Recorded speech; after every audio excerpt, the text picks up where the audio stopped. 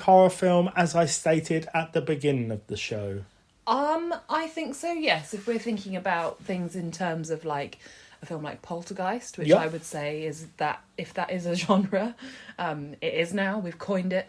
Well, there's quite a few horror films that, or family films, I guess, fall into that. Let's mix those categories together and create horror family films or family horror films, whichever way you want. It's a wordplay. There's Poltergeist. There's Addams Family. Gremlins. Yeah. Ring. Ring was actually, like, over here, I think it was a 12. Really? Yeah. That scared the bejesus out of me the first time I saw it. Were you talking about the Japanese or the... No.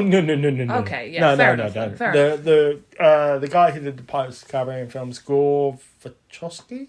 Sure. Something like that. The Others, the Nicole Kidman film. Yes, yeah. Sixth Sense. But, okay, I think it probably depends on how much of a pussy you are, or your parents are, because, you know, and we've said it time and time and again, you had a very different viewing experience to me when we were growing up, because I was very sheltered from watching anything that was inappropriate. And your mum just sat you down in front of The Exorcist and, you know... Well, not The Exorcist. Gave you a glass of milk and a cookie and said, all right, love, see you later. I mean, okay, so, first of all, it wasn't a glass of milk and a cookie. It was celery and a Horlicks. Oh, sorry, my mistake. I used to be obsessed with celery when I was a kid. Yes, you Loved did, it. I know. Didn't like chocolate, didn't like crisps, But liked you celery. did watch, you know, you read books and you watched horrors Sure. when you were much younger than me. So, Yeah. you know, which is why I was so terrified the first time I saw Scream at a friend's birthday party. And Scream was the first film that was an 18 that I saw at the cinema. Ah, Yes. there you Although I did sneak in to go and see Crash, go. which was not what I thought it was going to be. This isn't Crash, the mediocre drama about intersection lives. This is the film, I can't remember if it was David Cronenberg. People getting their jollies from car crashes. Yeah. Yeah. So yeah, That was one I saw. And what did you think? I remember being like, you can't do that to a leg. For anybody who's seen that film, they know. I haven't. Okay, you don't want to know. But I definitely want to know. But yeah, I think, yes, The Others, no, Sixth Sense. I think Sixth Sense has too much graphic content. Really? Yeah, like... Ooh. You know, I think that's where the line is drawn. I think Poltergeist gets away with it because the only kind of gory bit is the face peeling off. Well, I should point out that a couple of other films that are put in this category of family horror films, inverted commas, are actually Mama. Right. There's Insidious. Mm-hmm. There's Tremors. Yeah. Death Becomes Her. And other stuff. I think The Possession. That's one. I guess, you know... The Jewish box. The Dybbuk box, Thank you. Yeah. But I think, you know, it's not just, you know, you don't just consider the content, it's the actual kind of, the story as well. Is the story interesting to, you know, the whole family? Sure. Where I think something like Jaws or Poltergeist or Arachnophobia... Jaws is a good one, yeah. ...are something that, you know, younger members of the family and older members of the family would enjoy. Whereas something like Possession... Yeah. No, I completely agree. Or Sixth Sense wouldn't really track. No, see this thing. I would actually put... So, yes, I completely agree with you. I think there's more of the really scary aspect of the family horror films, like Mama, Ring, Insidious, which is like, yeah, let's put them over there. You know, they're a bit too, you know... Nightmare-inducing. Yeah. Sixth Sense, I would put alongside Arachnophobia, Addams Family, Jaws. Do you think? Really? I do. I really do. Because, yes, it's scary, but it's not gory. It's not absolutely pooping your pants every couple of minutes. But then it's got, you know, it's got sort of suicide. It's got, you know, abuse. it's got also the content. Suicide? Does it?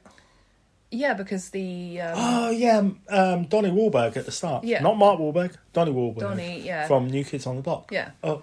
Are you done? The right stuff. Are you done? Yeah. Good. So my point is more that, like my 11-year-old niece wouldn't entertain her. What, Sixth Sense? Really? Oh, okay. I can't speak for your niece, I would not have but her watch that. really, And maybe I don't know. would. Sixth Sense is Sixth Sense would scare her. The others probably, But not in wouldn't. an unhealthy way. Yes, in an unhealthy way. Let's not have a debate about this now. Oh, okay. Let's save it for a live Actually, I stream. think our listeners want to hear us debate. Well, we'll have it for a live stream, but we're talking about arachnophobia. Okay, all right. Which I think, if we're talking about family horrors or horrible families, Da-da-da-da. quite, The horror family. then I really have got to stop singing today. I think that, yes, this is something that would be entertaining for the whole family, as well as probably appropriate for the whole family as well. Sure. That's my point, really. The line is between, you've got to consider two things: appropriateness and entertainment. Sure. I think there's a lot of this. I mean, not speaking as somebody who suffers from arachnophobia. I think there's still moments in this which are pretty sort of like, ugh. Especially watching The Wheel and eating popcorn. Ugh. Yeah, I Ugh. suppose. But, people should just look where they're going, innit? Look what they're eating. Exactly. Yeah. I mean, that's how I've survived this many years. Exactly. And as I'm sure we've also said before, peripheral vision does not exist in cinema. Let's talk about Jeff Daniels. Okay.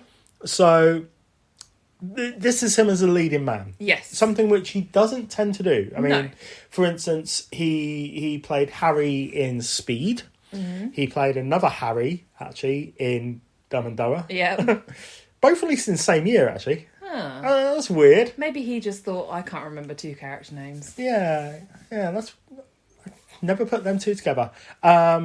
He's also... He's done more serious roles lately. For instance, his role in The Newsroom, the TV series, which, by the way, the best opening sequence of any TV show ever. Love that. I forgot about that. That was great. It is brilliant. And then he was in like The Squid and the Whale. I can't think of all of them, but he's done a lot of serious films recently. Looper, he was in Looper, which I couldn't believe he was in that. But yeah, this was his first leading man But role. I think it works. I think, he's not the obvious choice. No, I don't think he is. By any means. Just, he's not classically handsome. He's not, come on. super manly. I'd like to be Jeffed up a bit. Would you? No, well, Oh, hello. I wouldn't say no to a bit of Jeff. You know? Well, no, I mean, he is he's he's good. charismatic. Yeah, he's good. And he's very funny as well. Yeah, he is very funny in this film, but I guess that's kind of down to the writing. Yeah. So, although apparently it was originally the film was going to be much more serious, Right. and it was Jeff Daniels' idea apparently to say that he suffered from arachnophobia, and it was like, oh, well, yeah, that would work, but it plays. I mean, it's a no-brainer in my mind. It makes the film so much better, and his kind of, the fact that he has to deal with this situation and protect his family and the town and everything. And he's deathly afraid of spiders. Yeah. Well, it's like one of the opening bits with him is where like the kid comes out and says, "There's a spider in the house," and he's like, "We'll get Mum to deal with it." Okay, I'll get your mother, which is great. And also, an interesting kind of goes against the grain a bit that the kind of leading man is scared of spiders. Yeah. Which cool. He overcomes that fear quite quickly, I don't might know add. that he really overcomes it. I think Well, not it's kind overcomes it, but he handles it It's a pretty sort well. of- There's only like one or two real bits. I mean, bear in mind, there's a scene where he's lying in the bed and there's a clothes hook on the wall that's kind of bent and it looks like a spider on the wall. And he gets up and approaches it.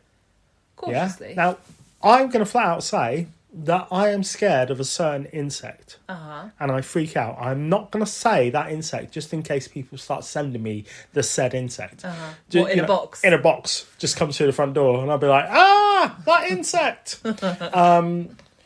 If I was in bed and I saw one of those said insects in the room, I was about to say flying around the room, but then I was like, you might be able to guess. But if I saw one of those insects... You would just throw me at it and run away. Pretty much, yeah. I mean, I think I can lift up the wardrobe, and I know it's not attached to the wall. I'm using it as a weapon. But yeah. I mean, I suppose, it's kind of... He has to be present. He can't just run away. But then arachnophobia is essentially you would.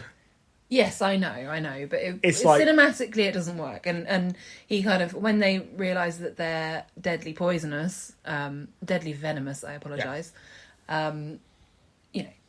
he's more concerned with that. Yeah, but okay, so for somebody who's afraid of a black mamba, you're not going to be like, well, I'm just going to go over and shoo it away if it's near me. You're going to run for the hills. You're just picking now. But yes, John Goodman. Well, the real star of the film. Very small role. But a very large role. Steals it completely.